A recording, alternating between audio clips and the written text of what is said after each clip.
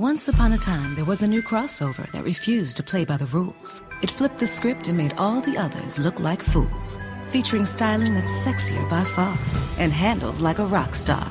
Introducing the first ever Toyota CHR. Enjoy agile handling in the body of a seductive crossover that comes with standard 18-inch alloy wheels. The first ever Toyota CHR. The perfect ride to spin your own tail. Toyota. Let's go places. Blog Talk Radio.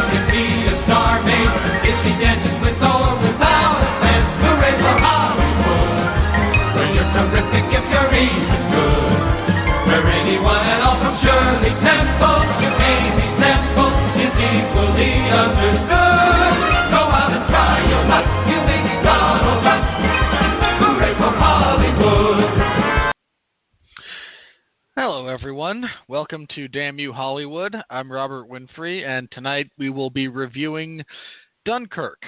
I'm trying to get the information out before I go into any kind of tangent or shtick or gimmick because, well, I don't mind tangents. Neither does Mark, neither does, anyone really on this show. But there comes a point when information has to be provided rather than just, the silliness.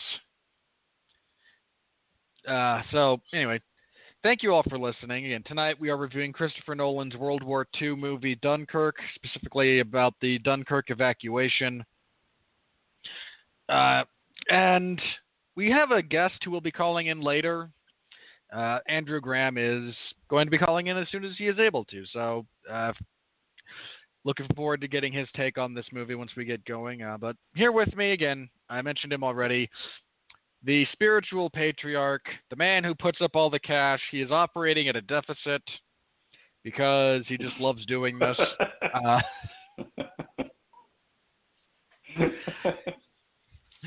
He is the, on a much smaller scale, I am the Eric Bischoff to his, why can't I remember that guy's last name? Ted Turner. Turner. God, I hate myself. Yeah. Again, on a smaller scale, I am the Eric Bischoff to his Ted Turner. Mark, how you doing this evening? I'm torturing myself, Robert Winfrey. I'm torturing myself. And you may be asking yourself, how are you torturing yourself, sir? Well, I'm watching a marathon of man-fire food. And there's nothing I enjoy more than a good barbecue. And this show is all about barbecue, and I can't have none of it. None of it, I tell you. So I'm just torturing myself by watching all this great barbecue that's being presented, and there's none for Marky. That sucks. I am sorry for your predicament. I joked that I've legitimately. Go ahead. The stuff on the show is actually really good. I mean, they come up with some pretty inventive ways to smoke and barbecue food. I'm sitting here joking about this makes me want to go out and buy barbecue, but not even the barbecue around here is going to be nearly as good as the shit I see on this television show. my daughter just fell off the bed. In any case, I do enjoy watching this show. This show is total food porn. Yeah, I don't know what I would do with my life if I couldn't eat meat. I mean, legitimately one of my worst nightmares is developing some medical condition that precludes me from consuming red meat. I wake up one morning and it's like, okay, no more beef, no more pork, limited fish, and very limited fowl. I'm like, is life worth living at this point? Well, I'll tell you, when they upped my chemo, and they said, like, oh, you're not progressing as fast as we'd like you to, I actually started eating vegan for about a week, and it was not easy. I mean, it's not that eating vegan is the worst thing ever. It's that it takes a lot more preparation and it's a lot more time consuming, because you really do have to prepare. You can't just grab and go. And the other thing I noticed was, like, even if you go to gas stations or whatever, it's like they have salads, but everything's got meat in it or dairy. So, like, you can't just buy a garden salad anymore. You have to buy like a chef salad or a Caesar salad. It's ridiculous. Yeah, it's a little bit sad as far as that goes. I have an ex who got over cancer in large part, and she went raw vegan for the totality of that and actually stayed that way. Mm-hmm. In large part because fearful of recursion. Yeah, no, I get it. Believe me. It just became too much for me and my family. I mean, yeah, so was having cancer, but I'm kind of hoping I'd get over the cancer without. I mean, really, why compound the issues of? I mean, cancer sucks, but now I got to go like raw vegan. Just torturing myself. I mean, speaking of torturing myself. All right. With that little bit of these days in the lives of Mark and Robert out of the way, the actual movie we're here to talk about. Okay, Mark, I know that I was the one who kind of insisted this be on the schedule. You were, when we laid it out prior to a bunch of other movies getting shifted around, and I was looking at your schedule going, okay, I want to kill myself, I want to kill myself, I want to kill myself, I'm okay with this. Please, like praying for injury on occasion. I kind of insisted this one be on the schedule, so this one's on me. And normally, it's easy to figure out why we put things on the schedule. This one as well, it was a major release. Because I put it on, because I'm the one who insisted on this. I'm the one who knew a little bit about the subject material. I'm the one who likes Christopher Nolan's films. You not so much. Were you like cursing my name as this date was approaching? Did you have any expectations for the film itself? Were you just sitting there going, "I hate you, Robert, so freaking much. Why, oh why would you do this to me?" What you went into this one thinking about and expecting? Nothing so dramatic. Though that's funny. It was more of like I totally understood why we were watching it, and as I was watching the movie, like clearly it was a very well done film. I just got very caught up in I don't understand why this got a summer release. And I know I said that about something else recently, but last week you lamented that War for the Planet of the Apes was summer, while Geostorm, that turkey. Right, that's right. See, that made all the sense in the world to me. Seriously, did you see did you get? I hate to disrupt you here, but did you get the extended trailer for Geostorm in front of Dunkirk like I did? I may have, yeah. Okay, because their first trailer was like a shot-for-shot rip-off of the trailers for San Andreas. Somehow this one made it look even worse. In any case, this is an Oscar contender. I mean, it's very well acted. It's very well shot. But it's not the kind of, all-fire summer blockbuster that you would normally see. So I thought it was weird that it got a summer release. I didn't hate it. I don't know if I would have gone to the movie to see it, though. Like, if we weren't reviewing it, this was definitely one that I would have watched possibly at home, but I don't think I would have gone to the theaters to see it. You know, like, when we, the Quentin Tarantino film, The Hateful Eight, that was something I wanted to see in the theaters, and that's not necessarily a blockbuster, you know. But I really like Quentin Tarantino, much like you like Christopher Nolan, and so I insisted that we review it. And that, to me, was a cinematic experience. And I can see where you can make the argument that this is a cinematic experience too. I'm just not as interested. Yeah. You know, I would absolutely argue that this is a film that is enhanced by seeing it in theaters. Honestly, it's one of the things I personally appreciate about Nolan's films is that he shoots them to be seen on a big screen. I mean, we've actually talked about this in the past, I believe, you and I, Mark, that, you know, people of our generation and, you know, our parents' generation, there used to be the phrase, I don't know how ubiquitous this was in, you know, your social circles or whatnot, but the phrase "you have to see it on the big screen" was a real thing when I was younger. And that has been lost by a lot of filmmakers. They don't shoot things to be seen on that scale. They come formatted and sized for your freaking phone. And don't get me, I'm not complaining about, and please bear in mind, I am not necessarily complaining about ease of access or availability. But there are certain films that, you know, I like that you should see it under the optimal settings. And that's not, you know, 1080p on your phone. I thought, more so than this one, I thought Interstellar was that way. I've seen that I saw it twice. I was thinking of The Dark Knight. You know, they shot that entire opening sequence in IMAX, and it really is meant to be seen on the big screen. You know, and it definitely loses something when you see it on the smaller screen. Okay. You know, like, I get it.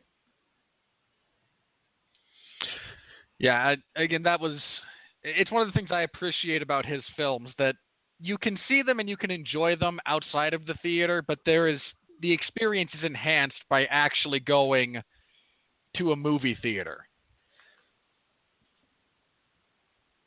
And you know, other people might feel the exact opposite. Like, how dare these movies not be idealized for, again, your smartphone or your iPad or what have you? And I get it. I get it. I'm turning into the get off my lawn guy. I get it. I really do. I was going to say, I think what you're alluding to is that a lot of filmmakers are not taking advantage of the film medium. You know, and they're putting out a product that can be seen anywhere, you know, that's ubiquitous. And they're not really making films to be played in theaters. It's films to be released in China and films to be seen on your phone and on your iPad. And, you know, Christopher Nolan takes us back to a place where, you know, we're actually looking at film to be seen on the big screen, which there's something to be said for that. You're more of a war buff than I am, so I think what we're running into here is also the medium. Not the medium, the subject matter. Yeah, the subject matter. Which is fair. I have a bizarre fascination with military history, specifically the Civil War in my case, the American Civil War, that is. But yeah, and I enjoy war films. And again, that's just personal preference. So, I believe we have Andrew here. So I'm going to hope that I'm right here. Otherwise, I'm going to sound like a jackass, which is no different from my average Tuesday evening, for those of you who may or may not know me personally. Andrew, is that you? Well, hold Robert. I have saved you from being a jackass. Woohoo! I'll take it. Sorry about that. No worries. How you doing this evening? It's been an interesting evening, but we got it all sorted out, so. The ritual of putting the small ones to bed. It's an adventure. Oh yes. Mine youngest is currently jumping off. My 3-year-old is currently jumping off the couch doing diving headbutts onto a mattress. Yeah, because that worked out so well for the last couple of guys who have made that. Yeah, believe me, I've already told Melissa I've got concerns about Jonas turning into Chris Benoit. Or Daniel Bryan. Yeah, true. And again, I mean, so far, Bryan Danielson hasn't murdered anyone, but he did some damage to his career. Yeah, he did. Yep, there he goes again. He just keeps diving off the couch onto a mattress. He's not going to be happy until we end up at Tampa General Hospital tonight. No, I'm not going to a hospital. Okay. You're not going to the Well, hospital. if you do, it will be documented live on the internet. So, yes. You do realize that if you hurt yourself tonight, the whole world will hear about it. Or at least the 13 people that will listen to the show. A little more than 13, but all right.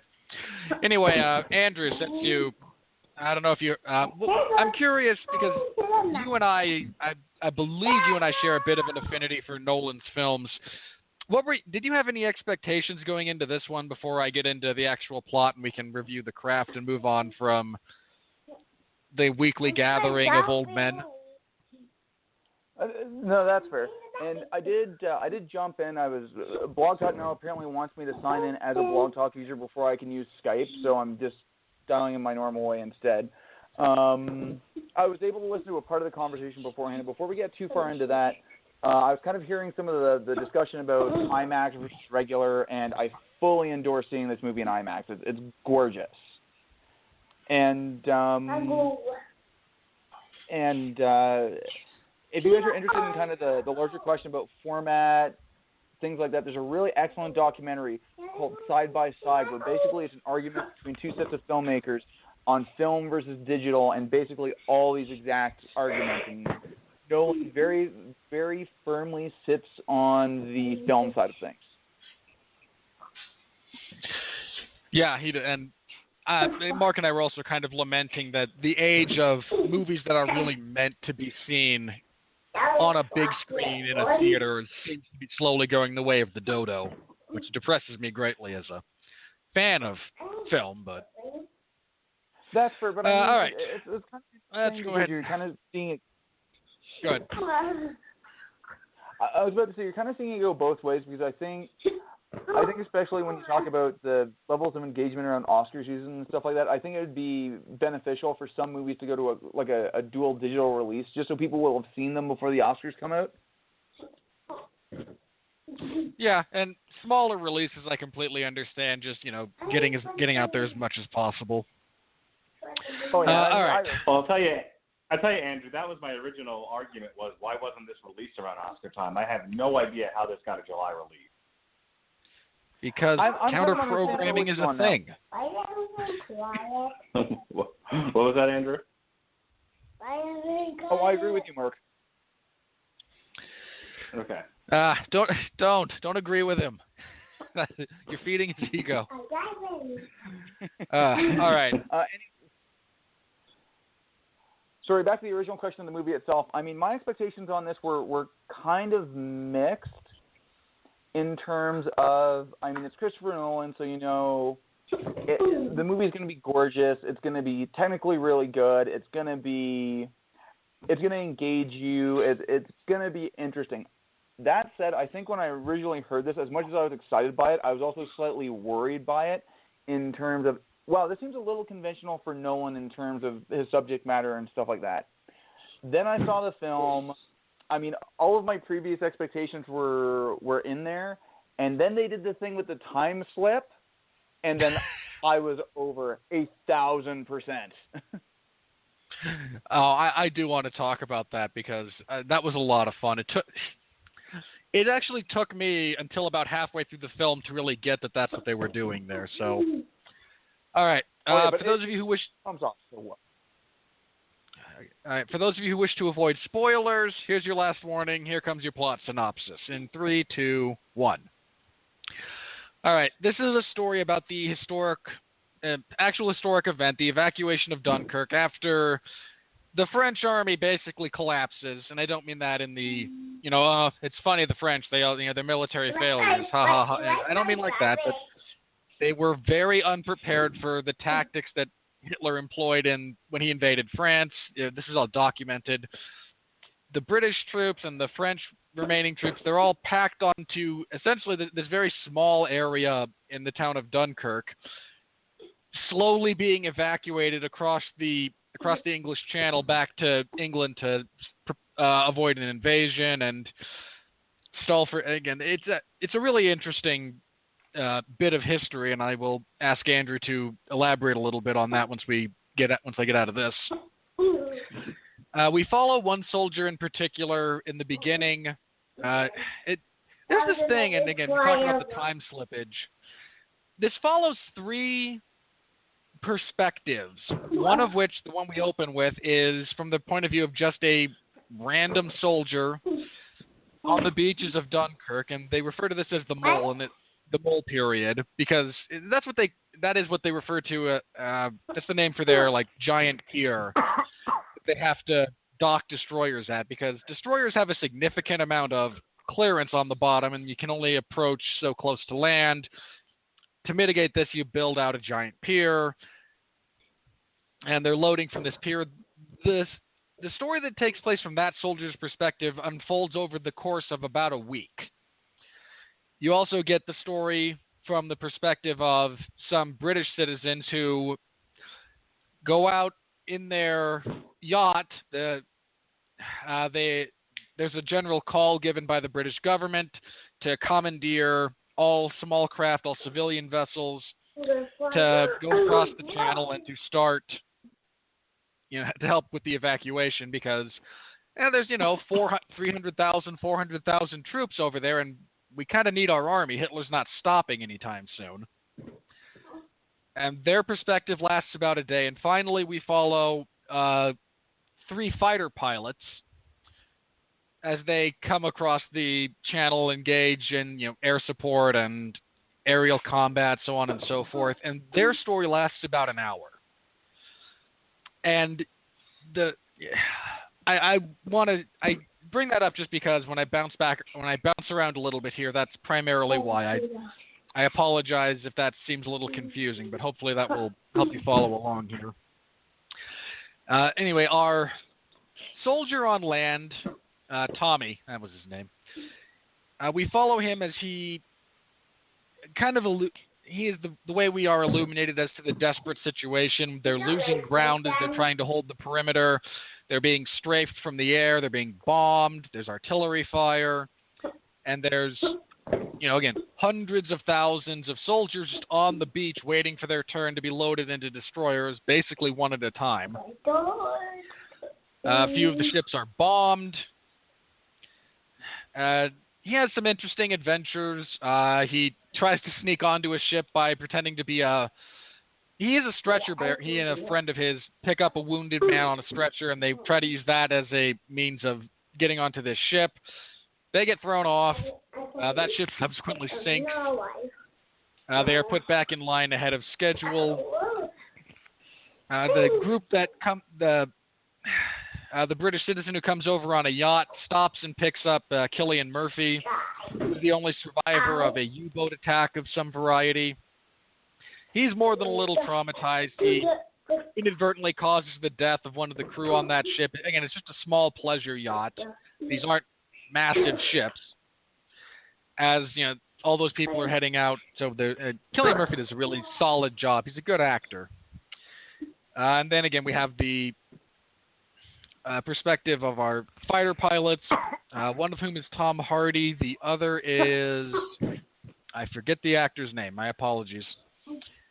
And their stories intersect at various points. They're just more time is passing for one than the other. And I really do have to encourage you to see this because it makes more sense visually than it does me just sitting here explaining it. Anyway, Tommy is, again, there's some issues with him being able to get onto destroyers. The British Army and Navy stopped sending a bunch because you don't want to have all of your Navy in one place at one time, and they're losing about one out of every 2 or 3 ships that they send in, because you know where they are. He tries to sneak out with a bunch of his comrades in a quasi-beached fishing trawler. That doesn't go so well as the Germans shoot up the hull and it starts sinking. He does wind up being rescued by the yacht because, again, intersecting timelines. As our fighter pilots, one of them winds up ditching in the ocean. He also winds up on the yacht. Tom Hardy's character saves shoots down a couple of planes, saves one ship from being bombed into complete oblivion, stops a strafing run right at the end before his plane runs out of gas, and he winds up coasting to a landing before being captured. I am really not doing this film justice, and I deeply apologize for this. So he glide kills his Stuka. That's true. And anyway, after all of the British, again, like civilian boats show up, and they're able to evacuate far and away the vast majority of the British troops back to the island.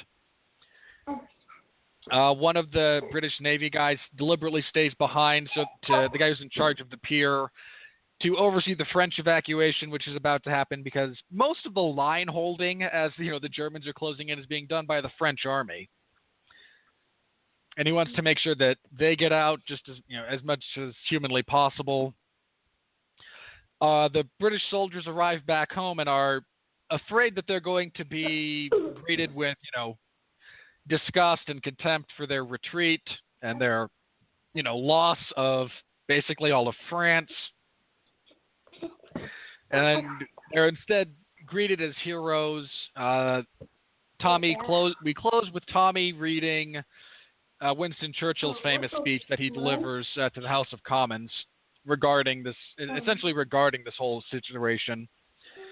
And incidentally, Gary Oldman's upcoming portrayal of Winston Churchill, his version of that speech is on all the trailers for that film. And can we finally get Gary Oldman an Oscar, please? This man's deserved it for like 2 decades. Anyway, it closes with, again, that being recited, the British people still having an unbroken spirit, and Tom Hardy being taken prisoner by the Germans. It's basically the only shot of like actual Germans. I mean, you see some of their aircraft, but the only time you see Germans on the ground is out of focus as the 2 or 3 that come to take him into custody after he burns his airplane after he landed it. So, again, I really do have to apologize. There's no way I can adequately do this justice just describing it. So I can only encourage you to go see the movie. But okay, before we get into the film craft and things of that nature, Andrew, I know you're a bit of an amateur military historian. Are there any major historical points that were left out that kind of got glossed over because we're making a movie, not a documentary type thing? How accurate was it, basically, and anything, your comments on the actual event of the Dunkirk evacuation and how it's represented here? I mean, I'll start with a little bit of context first. So, the base setup for Dunkirk was in a little longer-term history. So World War II started in September 1939 with the invasion of Poland. Basically, everyone declared war, started heavy mobilization, and once winter set in, is basically what turned into what was called the phony war, which basically was everyone staring at each other, wondering who was going to blink first. That persisted until about the spring of 1940, when the Germans first went in, and I believe they took over, I want to say, the Netherlands, Norway, and a couple other countries. And then on May 10th was when things began, the war as we kind of perceive it, began quite properly, with them actually starting the attack on Belgium and France. In terms of kind of how Dunkirk happened, and I'm gonna caveat myself here saying that this is definitely not my area of expertise. Most of what I wrote about in university ended up being more Normandy and Holland in 44. But in terms of this, basically what happened is that you had the very famous Maginot Line, that was guarded mostly by French colonials. You had the French and the British Expeditionary Force, which is what we're talking about here, basically sitting on the Belgian border, waiting for the Germans to come across. They all engage, but the Germans decide to surprise everybody by going through the Ardennes forest and basically cutting the line, causing everyone to start falling back. From what I know of this, and I'm going to start educating myself because I just bought the companion book to the movie, part of what happened is that the British looked at this situation, said, they've cut us in half. Our better move is to just get out of here right now, and they started actually evacuating everybody first and basically let the French fight the rear guard, which is a little bit of what's depicted in the movie. At that point, you kind of had the big part of it. And to put things in perspective timeline-wise, the fight started on May 10th. This happened on May 26th. So we're talking about 16 days. You have a force of 300, actually probably closer to 400,000 on their heels, backs to the sea. And this isn't like, everyone makes the jokes about, the British and the French, and particularly the French surrender monkeys and stuff like that. Like, these were two not inconsiderable and relatively first-rate armies that absolutely started falling back in the face of completely new tactics. I mean, you can probably say what everyone was thinking was that you were going to engage in a ground war, probably stop it at some point, and maybe we'd see some redevelopment of trenches like what we saw in the First World War. Of course, at this point, the technology and the tactics had evolved, and we had moved into blitzkrieg, which had changed a lot of that. So I think it sets that up pretty quickly in terms of kind of where we are, and it gives you the broad strokes of it. In terms of the accuracy, I can't speak to every blow-by-blow event that happened, and obviously I think Nolan was going for a little bit of improvisation here as to show it, but I think they covered off all the main points of it, and I think, moreover, that they caught very much what the experience was of Dunkirk and talking about being stuck on a beach and caught there. My personal favorite parts were the Spitfire scenes. One, because my grandfather was actually a Royal Canadian Air Force during the Second World War. He didn't go overseas, but I kind of grew up in an Air Force family. I was a member of the Royal Canadian Air Cadets. Always loved going to air shows, always loved going to air museums. Spitfire's an amazing airplane, and I think that might be one of the things that resonated most with me, because they got that so far as being able to say that here's what it likes to be in one of these planes, here's the rattle, here's the noise, here's everything about. They even got the formations right in terms of how the British were flying at the time. So, in that they definitely got it right. I think they definitely caught the whole idea of the small boats being brought in and coming back out. It sounds like there may be some debate over some of the lines they used in there about holding back some of the Navy and Air Force, but I also think that was correct just relative to what they had seen so far. But the dress was correct, the feel was correct, I think, and I think the way they represented it as being very much a cultural touchstone in terms of the English war, the British war effort, the Commonwealth war effort, if you will, to that point, is absolutely right. If we want to talk about more historical context on this thing, just to say, the one other big impact of this was, although they got 300,000 guys out, they left every piece of equipment back in France. The only formation capable of fully equipped infantry formation they had at the end of this was the 1st Canadian Infantry Division that was actually brought in well south of the main line when they tried to reinforce and tried to keep a fight on in France. Basically, their higher-ups took one look at the situation. They totally evacuated. And for a while, like I said, 1st Canadian Infantry Division was the only fully equipped formation in Britain. One division. All right. Thank you for that. Okay, Mark, as far as actual film craft and whatnot, what was your experience? What do you want to start unpacking here? I know you mentioned before the show to me that you're, in a lot of ways, you're still trying to figure out how you actually feel about this. So, kind of talk us through it. Yeah. We'll get this in live time. Walk me through. One of those movies where I can appreciate how well it was put together. I don't know if I had a lot of fun at the movies. This is really not my bag. But look, let's go through it. I thought the actors did a good job portraying their roles. I like Tom Hardy as the Spitfire pilot. I enjoyed the one yacht. I don't know what you would call him, but the interactions between, was it Cillian something or other? Yeah, Cillian Murphy. The Cillian Murphy and the gentleman with the private boat. I enjoyed those interactions, those scenes. It looks great, like I said before. Nolan, obviously Christopher Nolan takes a lot of care into putting together these kinds of films, or why else do them? In terms of like a survival story, it doesn't get much better than this. You have an impossible situation. You have the horrors of war. Guys just drowning themselves in the water, and all of that, and this. We tend to glorify what war looks like, with Rambo and all of that, and then you see a situation like this, and you're like, oh, war sucks.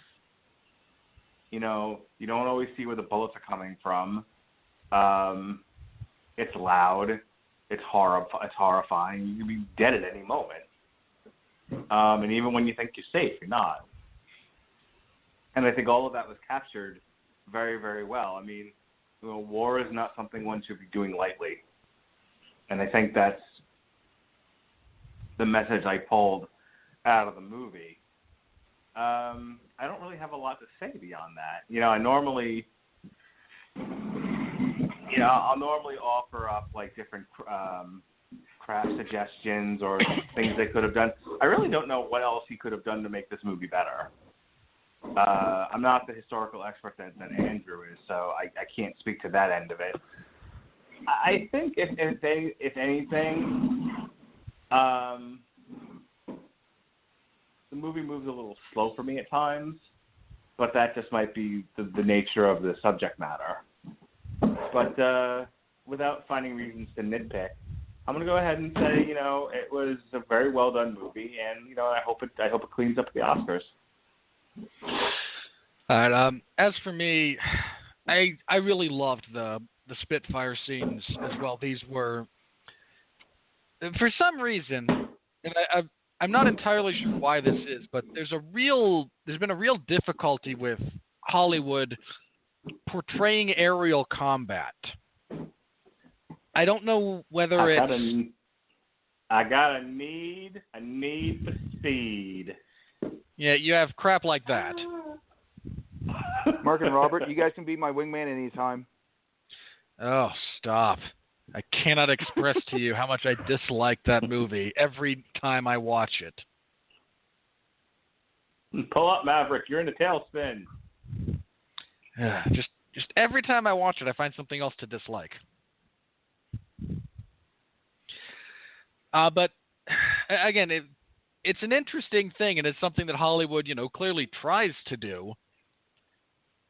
But for some reason, it's been difficult to really capture the feel of what it's like to engage in that kind of combat.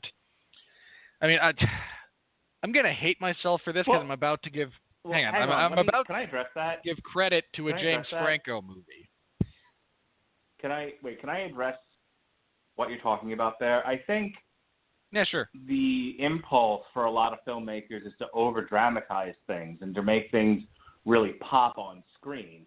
That's not what Christopher Nolan was trying to do here. Christopher Nolan was trying to give you a very raw sense of what it is to be in that battle, and while we all enjoyed the Spitfire scenes, they weren't the most dynamic of things I've ever seen. This isn't dogfights in space, a la Star Wars. Red 5 standing by. And I think that's purposely What a done. I don't callback think there's anything standing by. wrong with it. It's a trap. But I don't think there's anything wrong with it. But I think therein lies the difference is when you're a filmmaker and you're like, okay, well, the object here is to entertain people. We want to make these aerial scenes pop on screen and make them more dynamic and more engaging, and you end up signing away some sense of realism in that Faustian bargain. Yeah, I mean, I think the closest one that movie that I've seen that actually kind of engaged me within aerial combat was, again, God help me for actually praising a movie featuring James Franco, but Flyboys, which dealt primarily with World War I aviation rather than, World War II. And really, anytime James Franco is on screen in that movie, the quality drops, but the actual aerial combat is not half bad. I thought you were going to say the James Franco movie where he went to Oz. Mark.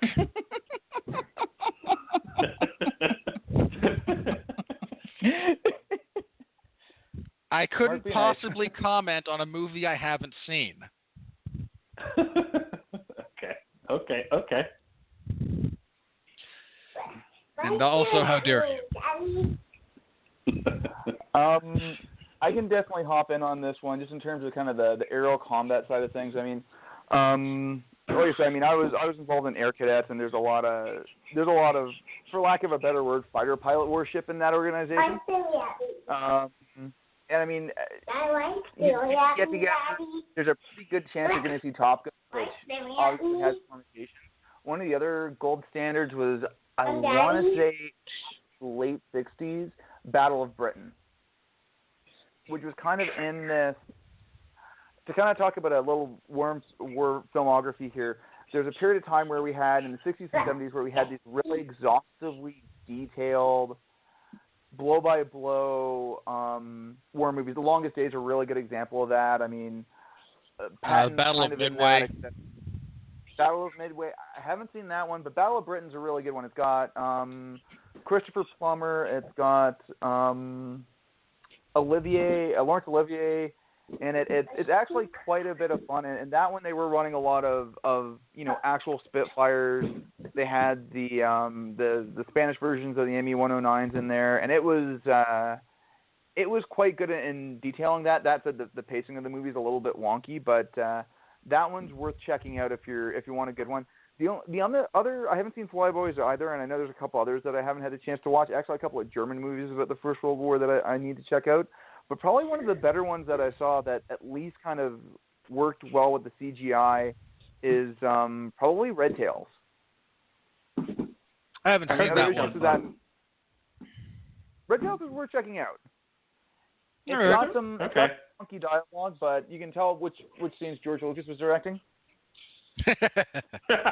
Yeah. Yes, well. I am not kidding. I believe you.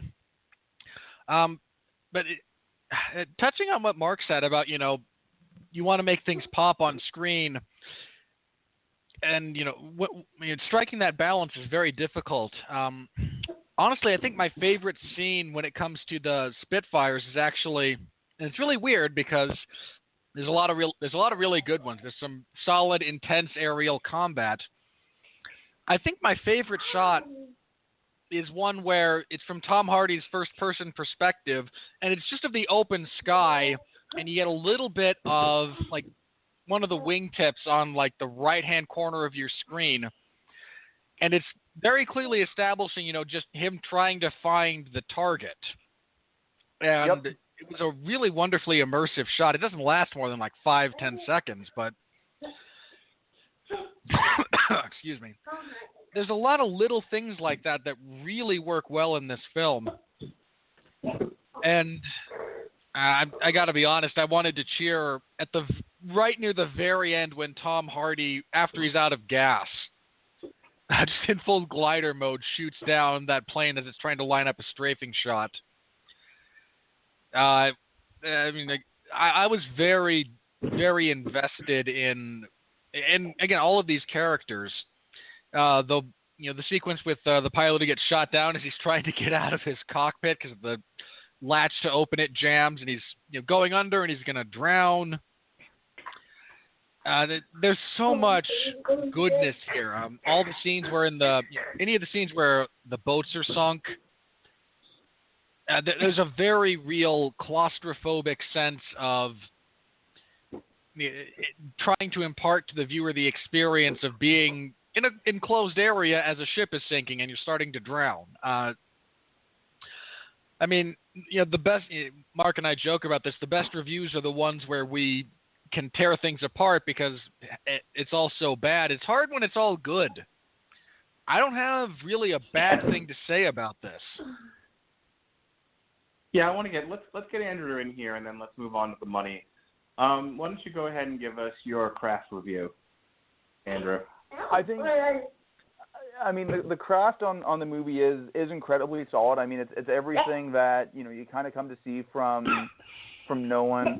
As we've talked about a little bit, the time shifts in this movie and the way they edit that together, and the way they're constantly intercutting that to build your sense of tension, it's absolutely fantastic. I will say one thing that worked gangbusters is the sound design. As I already alluded to it a little bit earlier, like during the Spitfire scenes, when you've got when you can hear the wing loading, when you can hear, anyone who's been in a small airplane, you hear a lot more when you're on a airliner, and when you're in a high performance small airplane, like you hear a lot of different stuff going on. So that's great. The other thing that worked, I think, just gangbusters, and I think just made you crawl down under your seat every time, was when the German planes, and those are very specifically Ju-87 Stukas, which were a dive bomber. Anytime those things were on the screen, and you heard, and that's the sound they made. It was actually a siren that they attached to the planes. They were very specifically a terror weapon. Like, those things would go into the dive, and you just hear every speaker in the thing hear that wail, and you'd want to start crawling under your seat. And, that just worked so well. The performances were universally awesome. Kenneth Branagh was great as always. Cillian Murphy was great. Mark Rylance was fantastic. Tom Hardy, I'm going to wait until they just really cut this guy to acting with his eyebrows, and we'll see what we can get out of him. Because, literally the guy was acting with his eyes for the entire performance. And, don't want to jinx him or anything. If anyone wants to give him some award looks this year, I wouldn't complain about it, because he got a lot out of that movie with just being under a flight mask for the whole time. I'm going to say my probably, and experientially, you guys touched on it, all the stuff around being on the ships, about being in sunken ships. This is a movie that kind of fits in that interesting category of not only being about a specific war, but in a lot of ways being about war itself, about the waiting, about the terror, about the randomness, about a lot of those things that are out of your control, that are horrific. I will say probably my one issue with it, to go as far as kind of casting and character, character differentiation, I definitely found following around some of the privates on the beach was a little bit difficult, and where they ended up and everything like that. Mainly because they all seemed to kind of, cast dark-haired guys. Like, they needed to do something a little bit more to differentiate them. I think the only guys I really had an easier time differentiating from were when they ran into the guys from the Argyll and Sutherland Highlanders. But they needed to have gimmicks. You have one guy in a monocle, one guy in a top hat, one guy in a Sherlock hat. Well, what? It's funny you bring that up, because they kind of went with that a little bit once they brought in the Highlanders, because I don't know how familiar you guys are with Commonwealth military, but the headdresses and the unit insignias and stuff like that have a lot of variance depending on on, you know, where you're from and stuff like that. So at the very least, what you could have done is, you know, maybe had the three guys end up with uniforms from different units. Maybe one guy's wearing a Tommy helmet, one guy's wearing a beret, one guy's wearing a Glengarry or something like that, just to differentiate a little bit more.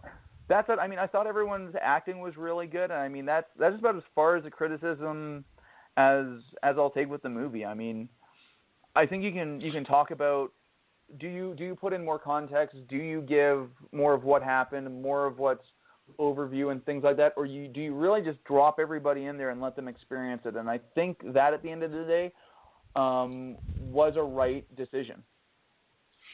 Oh, the last thing I want to comment on. Wait a minute, why are you yelling at me? This is the first time we I've had made a whole joke bit on this last show. week Jesus. when we were dealing with, you know, monkeys need to dress up with monocles and top hats.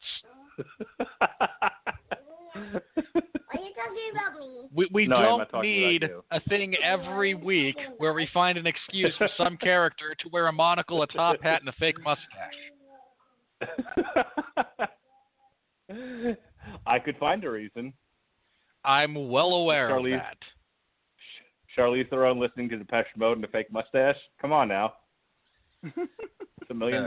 It's $1 million idea. That's below the belt, all right? Because Charlize Theron can do basically anything. All right. The you last just must love thing I Kate want to Blanchett's say. hat from Ragnarok. You had to bring that up, didn't you?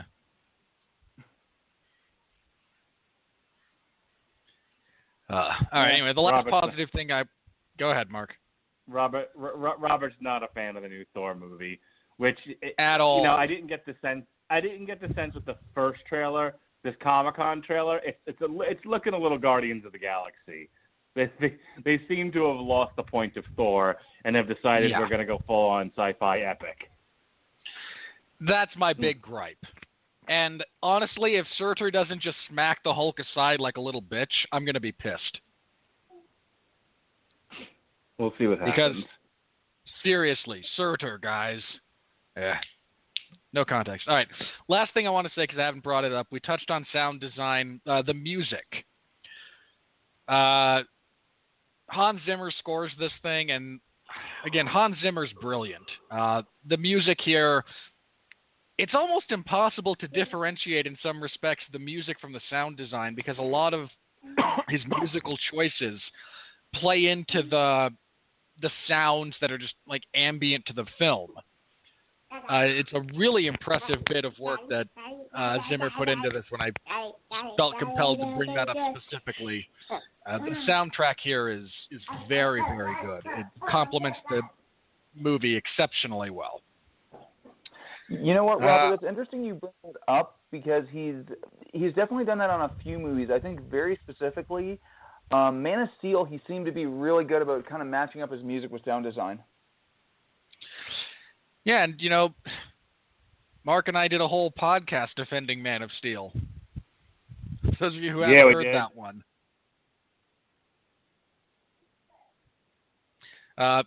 We got negative. That was the one that you pointed out, like, hey, the show hasn't even gone live yet, and we're already getting negative comments. We had, one of my friends, like we hadn't even made the argument yet, and she'd already been posted on there. She's like, nope, Man of Steel sucks, sorry. I'm like, great. This makes this a worthwhile endeavor. Very constructive addition to our discussion. Yeah. No, Hans Zimmer is an exceptional film scorer. He's going to surpass John Williams in the very near future. I'm relatively sure of it. He ain't no Danny Elfman. Right. Really? You gotta poke that at me, Mark? Come on. Well, why? Why do you do this to me? You know what? Just for that, I'm gonna go order a giant platter of ribs, and I'm gonna just send you pictures of it. Nice smoked ribs, huh? Okay. I'm not even gonna eat them. I'm gonna feed them to my dog. Wow, that's a waste. It's fun. She'd be very happy, and then very, very sick. wouldn't you? All right. I think that's all we have on craft. Again, as far as movie craft, I got to say this before we move on to the money, because this got brought up. I heard Sam Mercati say this after he saw Interstellar. Because I agreed with him wholeheartedly. His review of Interstellar was specifically, like every overly ambitious Christopher Nolan project, it is not without flaws, but like every ambitious Christopher Nolan project, it is excellent. Which I feel is a relatively fair assessment of Interstellar, which is, I love that movie. I love that movie to death. So good. That's the movie with the space bookshelf, right? Sorry, what was that? That's the movie with the space bookshelf, right? You haven't actually seen the movie, Mark. See the movie, then we can discuss it. Okay. It sounds silly, but it works. Okay. There's context to the bookshelf. All right, that's all I'm gonna say. It's on Amazon Prime right now, streaming. If you have the time to watch it, it's great. It's not as great as when you see it in theaters, which I did, and I was so grateful for, because that wall of water seriously still gives me chills. But I don't have any of those. I feel this is probably the best technically executed film Nolan has done. I don't have any. Again, I have no legitimate negative criticism to give. Take that however you will. All right. I think as an endpoint, the final thing that should be said about this movie is that it is better than The Dark Knight Rises. Okay, that's fair. Of course, Mark thinks The Dark Knight Rises should be universally scorned as much as Batman and Robin. So good, so bad. It's all right, not that Here's a quick bad. question for you guys. All right. What was that, Andrew? Quick question for you guys, just on this one, since I've seen it come up in ratings and criticisms, and maybe we'll get into that in a little bit. Did you guys have any concerns for or against the level of violence in the movie? No, I was actually, but it's funny you mentioned that, because I was thinking about Saving Private Ryan, and the horrors of war, and the whole storming of the beach of Normandy. They drop the ramps, and then immediately guys start getting gunned down. And I think if you're gonna tell a war story, don't be apologetic about it. Be honest, be brutal. I think the marketplace should decide whether or not people are going to be interested in that sort of story. And if people aren't interested in it, then stop making those stories. But if people are interested in it, then why not give them an unvarnished version of the truth? Does that make sense? Yeah. For me personally, because they shied away so much from battle sequences, I was okay with it. If you're asking my personal opinion, I'm a gore hound. As long as it serves a narrative and serves a purpose, bring it on. If your movie exists as nothing more than an excuse to slap, torture porn on something, no, that's stupid. But if it serves a purpose, if it is in service to, be it a horror story, a war movie, or just as an accentuator to, a modern Western like No Country for Old Men, sure, doesn't bother. I am not squeamish. I could have maybe done with a little bit more here, but at the same time, the story that they're telling doesn't mandate a lot of battlefield carnage. So I was okay with it from that perspective. Had they thrown a little more in there, wouldn't have bothered me one bit, but I am also, weird like that, so take that for whatever it's worth. Yeah, see, that's interesting. I found... Sorry, Mark, were you going to go? Yeah, go ahead, Andrew. Just very briefly, 50 words or less, then we're going to move on to the money. I was about to say, I actually found it very effective without a lot of gore involved, just because of the, again, it was kind of my opinion is that, sometimes when Christopher Nolan's his best is that when he's using all the chops of a horror director without necessarily being a horror director. And I think he made it, when you look about it, go to the Batman movies, and Batman really works when he's a terrifying character.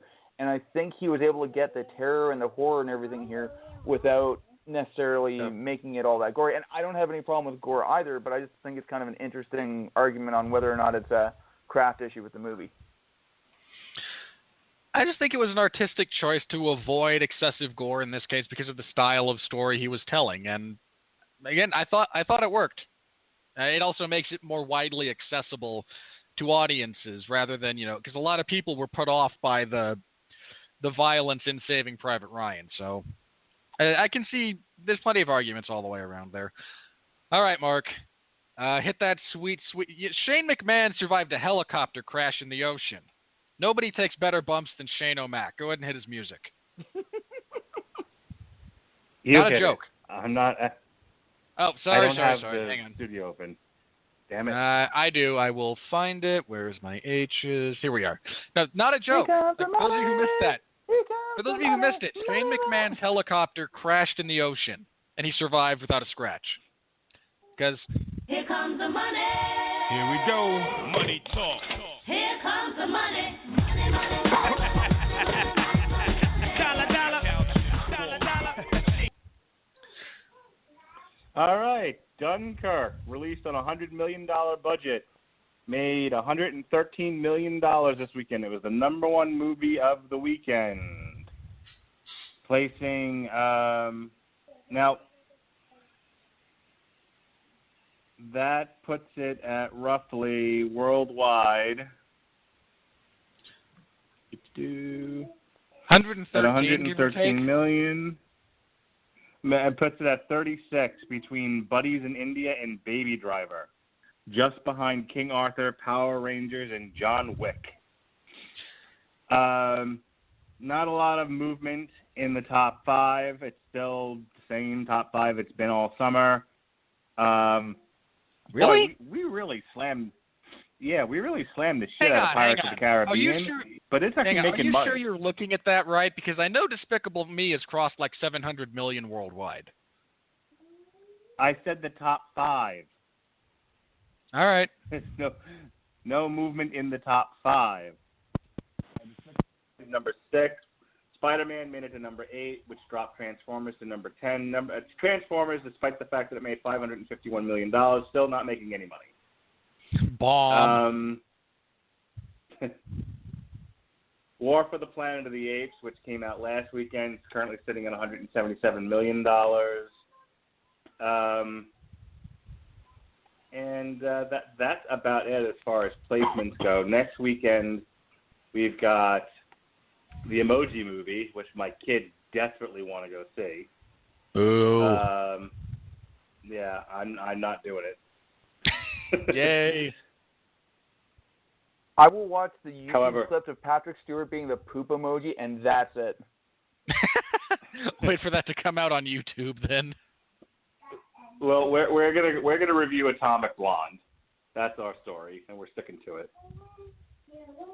Which is actually getting less release. It's being released in less theaters than the Emoji Movie. Like the Emoji Movie is like the big movie of next weekend. Yeah. Unless, of course, you want to go see 30 Years of Garbage, the Garbage Pail Kid story. I don't even know where that's getting released. Yeah. How about I inject myself with some kind of virulent streptococcus? Okay.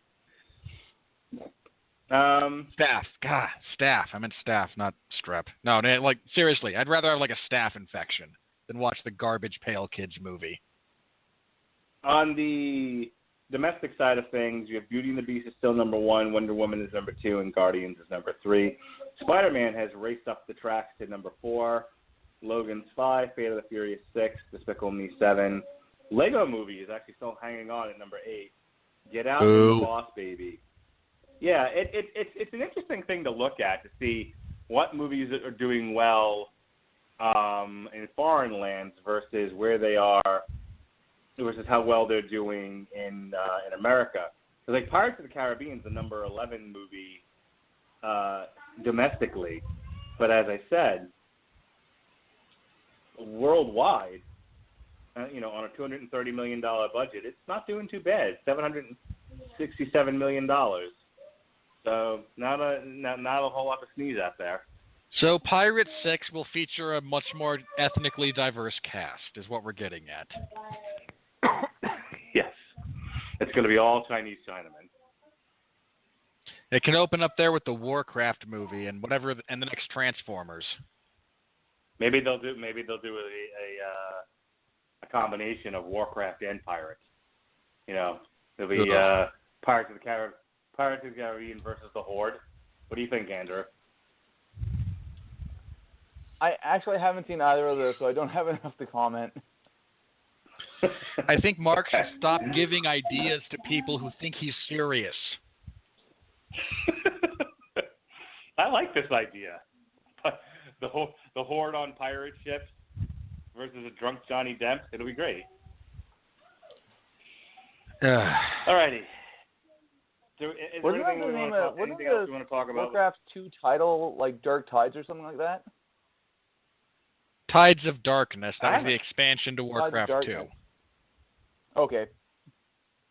Yeah, I haven't heard anything about there being another movie.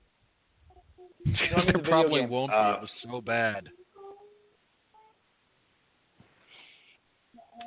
All right. Is there anything else we want to talk about in terms of the money here? Because I got nothing at this point. I mean, Dunkirk's not one of these. I mean, if it makes it to $200 million, it'll be, a wild success. So, which it probably will, let's be fair. There's still a couple of major markets overseas it hasn't been released in yet. Yeah. This thing will do gangbusters in the UK. Yeah. And the other thing about this movie...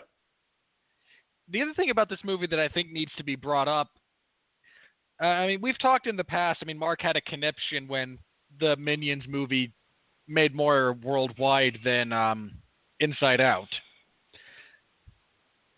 And it was largely because the Minions film translates well to any audience, whereas the subtleties of dialogue and writing choices that went into Inside Out there might be a bigger issue with people either listening to a dubbed version or reading subtitles, however that happens to go. This movie has very minimal dialogue. I don't think there's going to be much of a problem with this playing to overseas markets because what needs to be said in dialogue you can get that across relatively easily. This is very much a visual film that should play well worldwide. You don't need a deep grasp of the English language to really enjoy this movie. No, I think it actually plays well for foreign audiences for that very reason. Yeah, and like I said, I think it's gonna play well in a lot of countries that have that. If there's enough people who still, I hate to put it this way, care about the Second World War, people who have that kind of memory of this period of the war, I think it will play better. Like I said, in the UK, I think it's going to do gangbusters for weeks. I think it's doing well up in Canada already. I mean, there was a story on the local news the other day that they had a 97-year-old gentleman who was at Dunkirk go to a screening last week. So, I mean, it's got that going for it. So I was at the theater, and it was filled with elderly folk, which you would expect for a movie like this. But they showed a trailer for an inconvenient sequel, and some elder woman yelled out, "Get off your jet." Wait, what? Share that with you. They were showing a trailer for an inconvenient sequel, and Al Gore is like, "We got to do X, Y, Z," and she just yells out of nowhere, "Get off your jet!"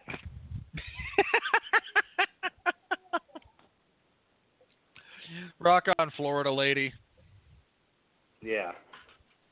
All right. I will say one other quick thing about this. Yeah, go ahead.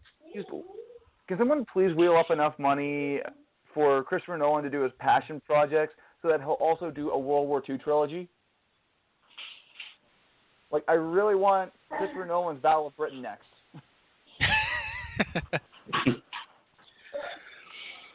We'll see. Right, I mean, look, I'll see anything Nolan does at this point. He hasn't made a bad movie. Well, there are some folks that would disagree with you. Let's hear from those folks. No, God! No! God, please, no! No! No! No! All right, bring it. Phil Villarreal of ABC Tucson. A World War II movie your dad will fall asleep watching on the couch. Well, I mean, your dad maybe, because he's just so terribly, terribly disappointed in you that he has to drink himself to death every night. I mean, how in the world do you arrive at that conclusion? No, this isn't. I mean, what is your perspective here? Like, how do you? Not just how do you arrive at that? How in the world are you so able to readily read into the psychology of my parents? I mean, come on. That's. I mean, unless you're like vaguely trying to cast dispersions at films like The Longest Day or The Sands of Iwo Jima, in which case, piss off. I mean, what's your perspective here? I mean, it's not filled with. This is going to be one of those days. All right. Look, Mark has given me none of these in advance. All right. He very rarely does. Every now and then there's one that's just so stupid he has to share it with me in advance. This is going to be one of those days where I'm yelling at critics because there's a bunch of them out there who are too stupid to pick up on things that are actually bits of spoken dialogue. Now that we're going to have to be dealing with a little bit of critical thinking, picking up on visual cues, and minimal dialogue, there's probably more of them. It's going to be one of those days, guys. Jake Cole of Slant Magazine. The film's fussy ambition ultimately results in aesthetic and thematic sloppiness. No. Okay, you're one of those people who just didn't get the converging timelines, right? I have to imagine that's it. Like, you don't understand the shifting of perspective and the way the non-linear narrative structure. Because, wait, didn't he crash already? Why are we back here at this? No, wait, didn't they already? I can't follow what's going on. Where is Mark Wahlberg throwing his wet hair around in slow motion while explosions take place in the background? I don't understand. Look, wait a second. Where's the guy shoving the picture? Go ahead. So I was about to say, where's the guy lovingly putting the picture of his kid in the front of his tack vest before seeing it float down after the mine explosion later? Yeah. I fucking hate that. If you can't follow the fractured narrative, fine. Say as such. Just come out and admit, I couldn't follow it. That's not the same as it being sloppy. Well, also, like... TonyMacklin.net. Go ahead. So I was about to say, okay, so aesthetic sloppiness, okay, I can kind of get that, and I've heard criticisms about this is just Christopher Nolan being clever. Thematic sloppiness, how does this get away from the whole theme of survive, get off the beach, get home? Good question. It doesn't, because this guy's bad at his job. All right, next one. Yep. TonyMacklin.net. Nolan seems somewhat uninterested in the human standing amid his spectacular effects. Oh, for the love of... Did you not actually watch the movie? I mean, that's all I can arrive at here. No, I mean, this guy's so desperate to get off the beach, he's gonna, pretend to be a medic, and Robert, he's gonna... You got to hear this next one. Okay, save your ranting. Your ranting. I will very succinctly. This is actually nothing but a human interest story in the sense that it is focused on the people and what this does to them. If you can't pick that up with shell-shocked Cillian Murphy and a soldier so desperate to get off the beach that he'll do anything short of trying to swim the channel by himself, I don't know what to tell you. You're bad at your job. Avi Offer of New York City Movie Guru says, a beautifully shot, shallow, and nauseating video game. Too much spectacle, capitalized spectacle for some odd reason, and not nearly enough humanism, a truly special effect that money cannot buy. It's the equivalent of dry, stale bread. Okay. What do you... Okay, you're one of these people, right? You're one of these people who can't possibly comprehend... First of all, I mean, look, I give Mark grief for being married to conventional narrative structure, right? Mark, I've given you this level of grief before, right? Yes, you've actually used that same exact phrase. Because I believe it to be accurate. This individual is so hopelessly mired in like 21st century aesthetics and choices that you can't conceive of gleaning information and the human element within the story of being delivered to you in any way other than a bunch of guys, in this case guys being non-gender specific, in any way other than characters sitting around a table pouring their souls out to each other. If character X isn't actually saying, boy, I sure hope I get home to my wife and kid, that's the only way this registers with you.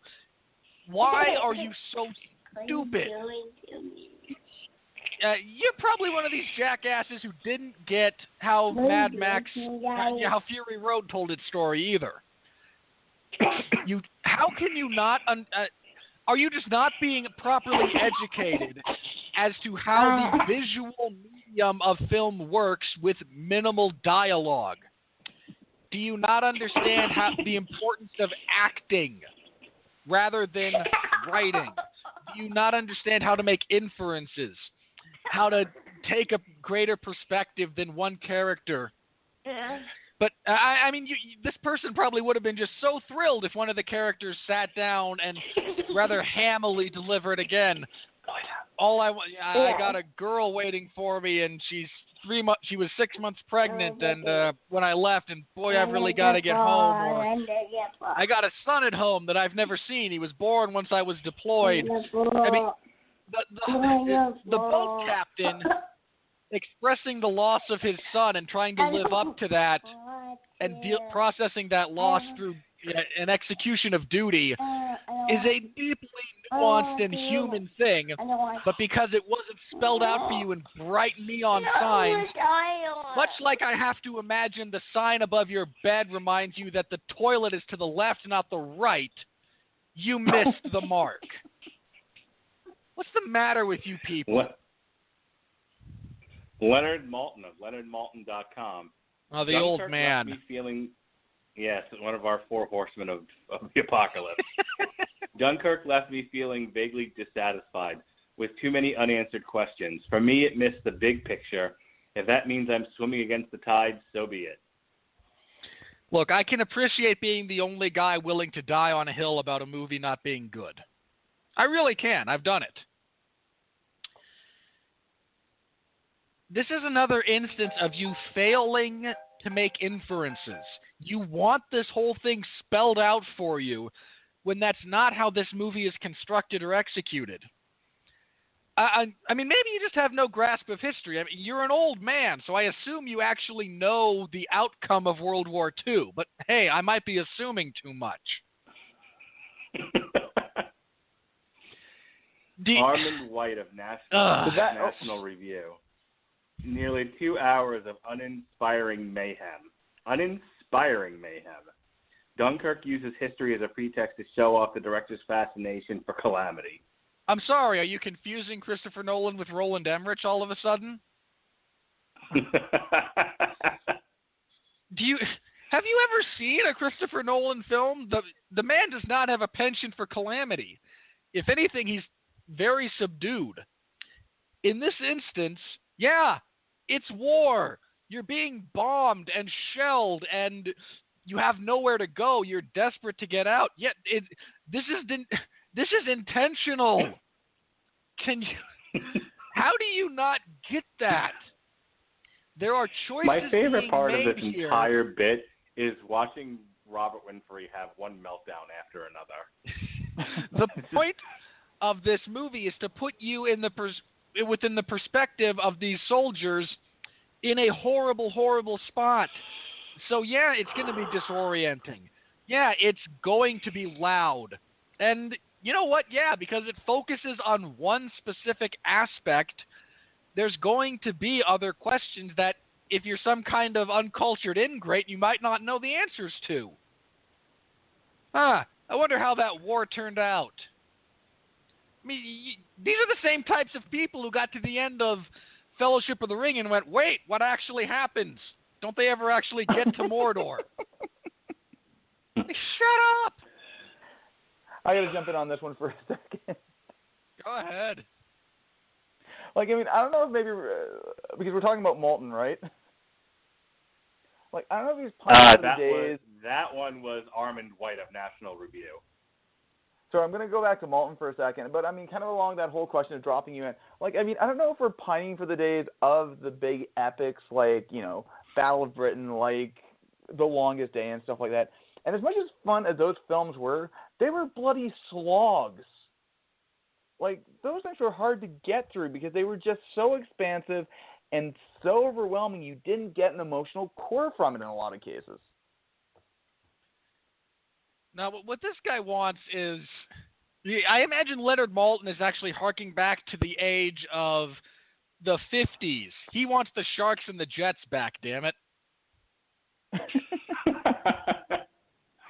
All right, does he want the Germans to come out in leather jackets and start snapping their fingers or something like that? He wants dance fighting. That's exactly what he wants. He wants Mickey Mouse. That's what he's into. All right, David Edelstein, or Edelstein, whatever you like. New York Magazine Vulture. Here's another one I like to call upon. His views are usually terrible. Top critic. When the structure of Dunkirk becomes visible, when it stands as a mathematical demonstration of the brave individual choices lining up in a tidy row, you might realize that you've been had. Okay. All right, let's start with this, okay? Let me just... First of all, generally speaking, by definition, every movie is about a coin flip to be a con job. Okay? Like Transformers. And here's my thing about Transformers. Not only do they all suck, but if you go into them expecting exactly what they are, they can be enjoyable. I know people who enjoy them. And much as I weep for them, much as I weep for them and pray for their immortal souls, I understand. Hello. It. I know, Mark. Hi. I'm here. This is not a con job. When you actually see the structure and finally understand it, and it all comes together in this beautiful harmonizing bit, that's the most rewarding part of this movie, is seeing the positive outcome of choices and heroism in the face of, terrible adversity and the horrors of war. I get that you don't want to, and I mean, really, I hate glorifying war in large part because to glorify it not only robs it of the horrible thing that it is, it also cheapens, true heroism, which is only effectively realized when set against the backdrop of all these horrible things. That's what makes it exemplary. That's what makes it heroic. That's what makes it inspiring. Now, this poor guy, maybe he's projecting. Maybe this is a man afflicted with future vision. And this review is actually about an upcoming fight. And he is projecting the inevitable sense of disembodied, disenfranchised disgust. And, wait, I just got had, to every poor schmuck who's going to plop down $100 to watch the farce that is Mayweather-McGregor. That's the only thing I can think of here. Is this guy's actually talking about an event, 2 months from now, he's going to be saying, I told y'all, I told you, you were had. I mean, I've been saying that forever. But, no, that is not an accurate descriptor of this film in any way, shape, form, or fashion under any reasonable context.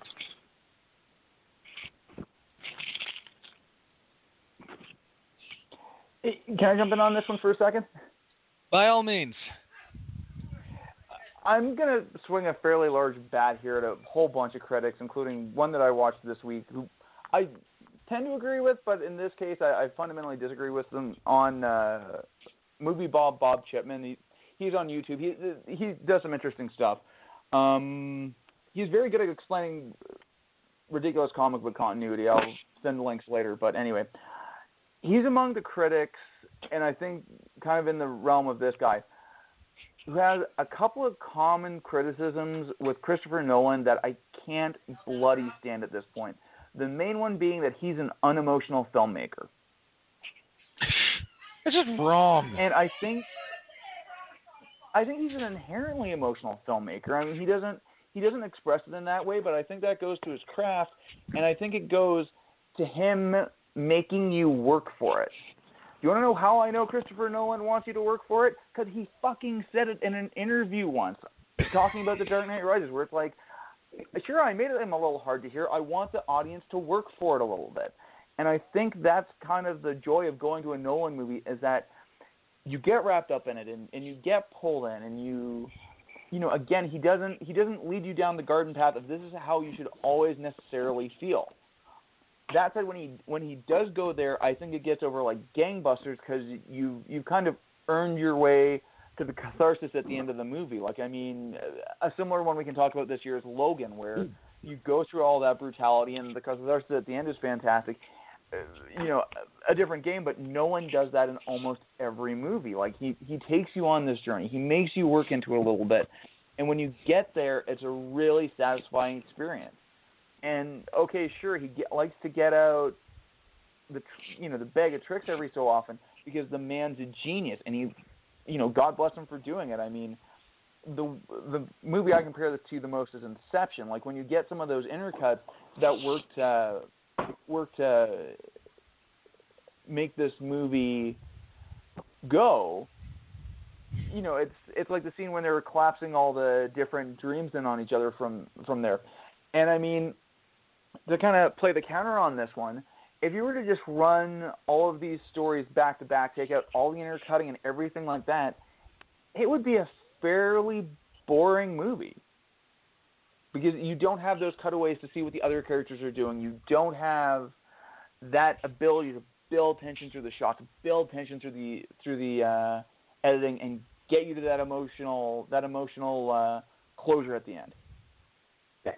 Hey guys, I would encourage you to keep talking if you so desire, but I am going to bail out.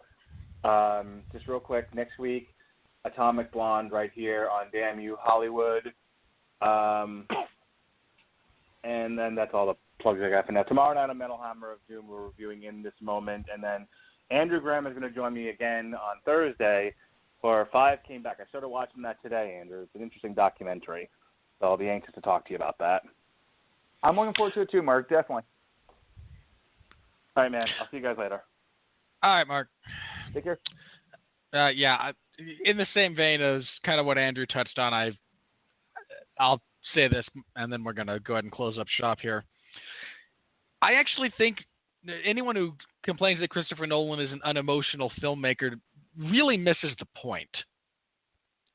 I think the true beauty of his filmmaking is that he's able to take big, grandiose, difficult to grasp concepts and stories and journeys and ground them emotionally.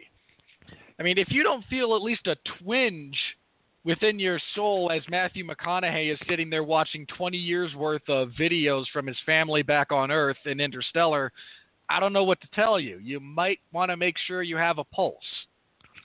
I mean, you don't necessarily have to break down sobbing, but there is something to be felt there. There is that core of relatable human emotion that he imparts to his movies, and that's why the bigger stuff works, because there is something about it that on a human level, universally, we all do relate to. And again, I think if your complaint is, well, he's mechanical and unemotional, you're actually just missing the plot. You have just completely missed the fundamental point to what makes his movies work. And Amen, brother. that's all I've got. That's all I've got on that one. All right. Like Mark said, next week we're reviewing Atomic Blonde, where I will try to keep my fanboyism to a minimum. I don't have a lot of things I fanboy over, but look, Charlize Theron could tell me to jump off a moderately high bridge, and depending on various circumstances, I might do it. So tune back in for that. Andrew, do you have anything you want to plug? And thank you for being here, by the way. Nice to have you on.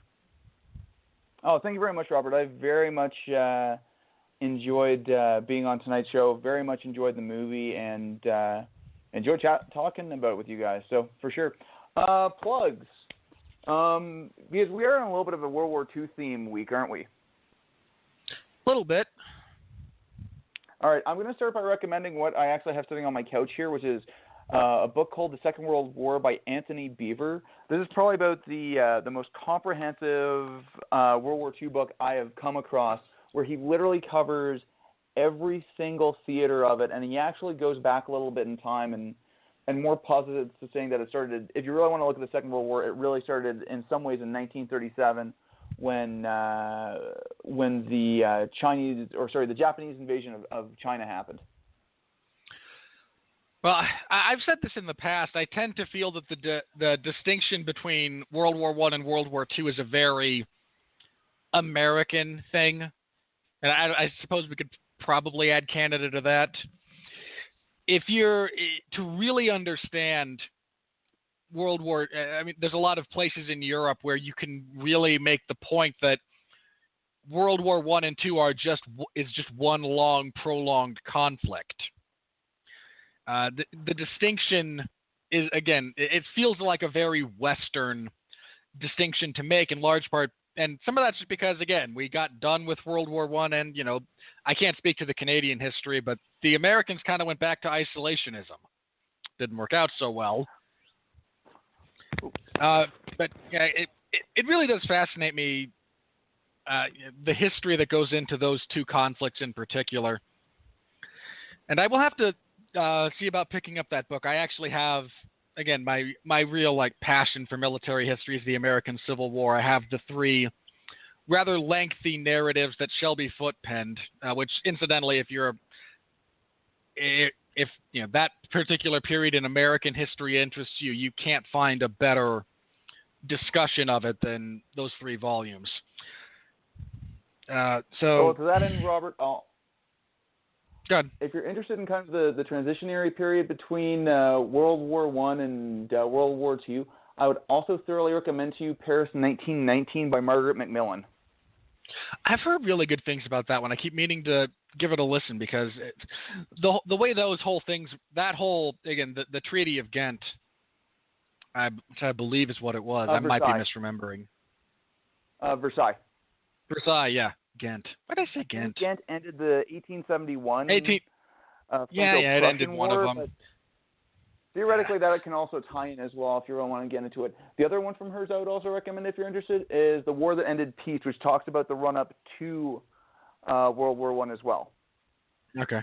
I'll give those a look. Thank you very much for that. Expanding my reading list, guys. Always happy to have that. All right. Only other brief plugs for me. I have coverage of UFC 214 this coming Saturday, so that ought to be interesting. Hopefully the card holds together. So stop by the MMA Zone of 411 Mania for that one. You can hear Pat Mullen and I preview that event on the 411 Ground and Pound radio show from this last Sunday. And this coming Sunday, we'll be reviewing UFC 214 and previewing Fight Night 114. Yeah, 114, which is actually not a bad card. There's a few decent fights there. So, all right, I think that's everything for us. Thanks to Mark, as always. Thanks to Andrew for being here. And until next time, everyone out there, please continue to be well, be safe, and behave.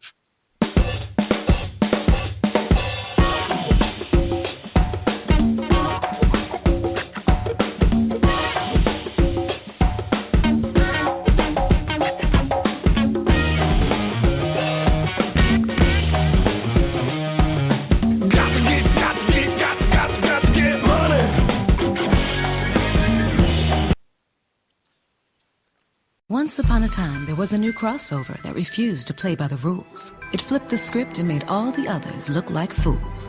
Featuring styling that's sexier by far and handles like a rock star. Introducing the first ever Toyota CHR. Enjoy agile handling in the body of a seductive crossover that comes with standard 18-inch alloy wheels. The first ever Toyota CHR. The perfect ride to spin your own tail. Toyota. Let's go places.